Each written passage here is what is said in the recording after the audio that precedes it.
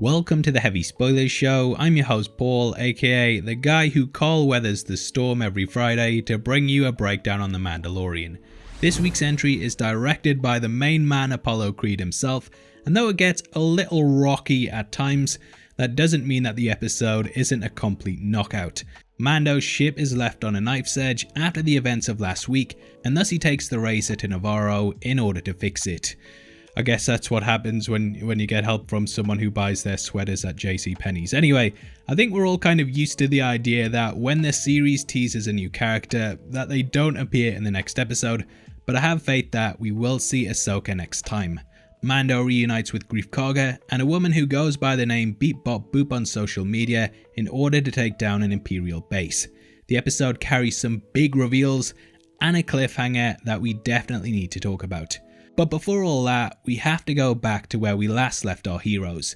You may remember that episode 3 ended with a piece of debris flying off the Razor Crest, and it becomes immediately clear in this episode that things are a little worse for wear. The child is attempting to fix the wiring on the ship, and they have this adorable moment where Mando tries to tell him to reinsert the red wire into where the blue one is.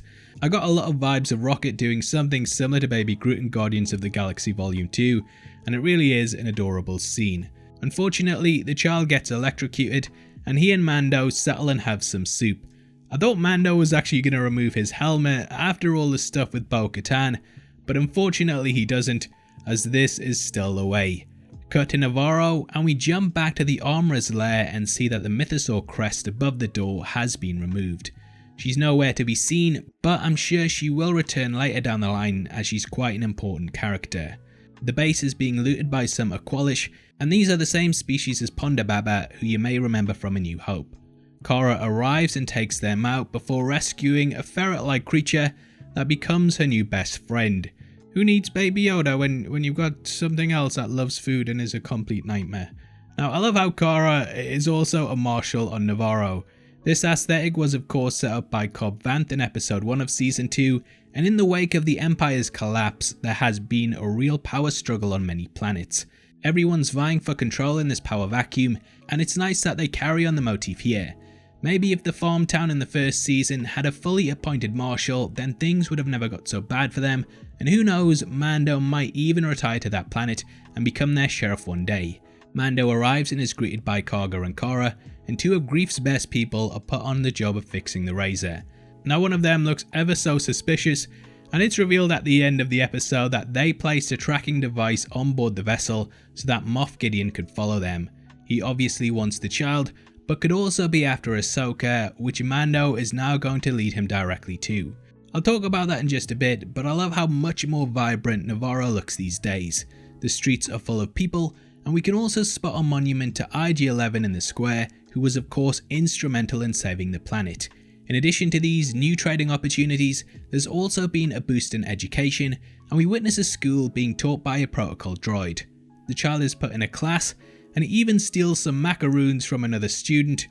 Who, yeah, did no one ever tell you to share, yeah? You're expelled, you scumbag. Now it's not too long until Mando is reintroduced to a familiar face, namely one of the Mithril that Mando took in season 1. Since his capture, the character has been working off his debt with Greef, and he still has difficulty seeing out of his left eye because of the carbonite he was encased in. You may remember that in Return of the Jedi, upon being freed, Han Solo was blind for quite a while, and this is obviously a side effect of the hibernation process. Anyway, getting to the point of the episode, Greef wants Nevarro to be a trade anchor for the entire sector, which will free the planet, but in order to do this, they need to destroy the last Imperial base on it, and thus they head out. They plan to overload the reactor and travel through a canyon until they reach the highly unguarded front door. Now Mithril is initially a bit worried about joining them, but Cara manages to scare him into coming by mentioning the lava tides. You may remember that in episode 8 of season 1, when our heroes were heading through the underground of the planet, that they had to sail on a lava barge. I love how they keep these consistencies up across the seasons, and it's nice remembering that all these planets have certain characteristics. After Mando takes the shortcut and the others take the elevator, they make their way to the reactor. They use a code cylinder to open a door, and this looks extremely similar to one of the rods that R2-D2 had so that he could access Imperial tech. Upon arriving at the reactor, we also see that it echoes the tractor beam control from the Death Star. Nevarro says that they should really put up a guardrail there, and this was actually a joke in Blue Harvest, which was parodying Star Wars, namely how the Empire never put any safety precautions in place. After depowering it, things start to go to hell, and the episode really kicks it up a notch as the group try to escape the base whilst tackling the Imperial forces on their way. Now, a big reveal in the entry comes when they arrive at a cloning lab and discover a message from Dr. Pershing along with some bodies that look like they may either be Snoke or Emperor Palpatine. It's difficult to make out, but what we do learn is that the Empire has been attempting to clone Force-sensitive beings, and that is why they need the child. Throughout Star Wars lore, it was said that one could not copy creatures who possessed an ability to wield the Force. However, Rise of Skywalker undid this by having Palpatine and Snoke both revealed as duplicates. Now, what I'm guessing is that the Empire learned how to clone the bodies of these characters, and then using the blood of Baby Yoda, they were able to place Force-wielding abilities into them. Pershing does say that initially there were promising effects, but the body rejected the blood of the child. This led to a number of failures, and it's unlikely that things would change. Pershing warns that the volunteers shouldn't attempt this procedure anymore, and I'm guessing that this could be Snoke, or that it's more likely Palpatine, who would clone himself before then carrying out the process on someone else. Now, of course, most bodies are going to reject the blood of Baby Yoda, as he's not a humanoid, but someone who is Ahsoka to know. I actually think that Mando might lead the Empire directly to her, and then she could be used to give the midichlorians from her body to Palpatine, and thus create a new line of Sith. Ahsoka doesn't identify as either Jedi or Sith, so this would be the perfect place to start. Again, all these are just theories here, but we know that Pershing was a cloner as theorized, and that the Empire were attempting to harvest the blood of the child in order to create Force-sensitive clones. It's at this point that Mando also learns Moff Gideon is alive, and sure, it's something we've had confirmed for some time, but the character himself did need to discover it. Mando heads back to the child, and the others run through the base chased by stormtroopers. It leads to an awesome action scene with the troopers saying there they are, blast them, which is a play on It's Them, Blast Them from A New Hope. Blast them! Cara jacks a troop transport that was helpfully pointed out to us earlier in the episode, and after escaping the base, they're pursued by TIE fighters. I love how as they drive off the edge, Nevarro and Karga are screaming, but Cara is actually sitting there smirking, which is a nice bit of attention to detail for how her character would be. Speeder bikes initially follow them before TIE fighters arrive, and it leads to an awesome action scene that I'm sure means Carl Weathers will be directing another episode because he does such a good job. Also, the TIEs sit with a similar sort of apparatus to Moff Gideon's in the first season, so I'm guessing that this is now just standard for the ships at this point. The TIEs completely batter the transport, and when all hope seems lost, Mando arrives in the Razor and blows them out of the sky. Now, things seem like they're gonna be alright, and Captain Carson actually appears at the end. You may remember him from episode 2, and the X-Wing pilot likely came with Wolf, aka Dave Filoni, the creator of the Clone Wars. Though he's not seen, another X-Wing does join Carson's, so we can make some assumptions, and Filoni was probably just busy that day. However, his character wasn't, and that is my headcanon now. Anyway, Carson buys the story they give him, and he also attempts to recruit Cara into the Alliance. As we know, she was a rebel shock trooper, and still bears the tattoo of them on her face.